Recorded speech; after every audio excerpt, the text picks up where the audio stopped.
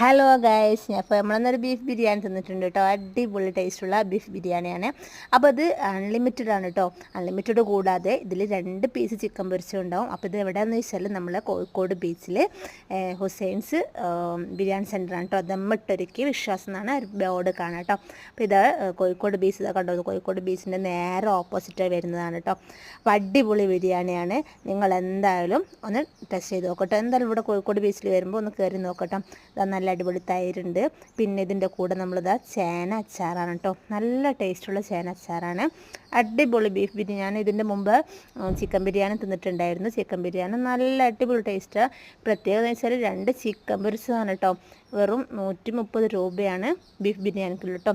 അപ്പോൾ നിങ്ങളൊക്കെ വരുമ്പോൾ നോക്കുക, അടിപൊളി ചോറാണ്, നല്ല ടേസ്റ്റി. അപ്പം നമ്മൾ നല്ല വിശപ്പുള്ള സമയത്തായിരുന്നു കയറിയത്.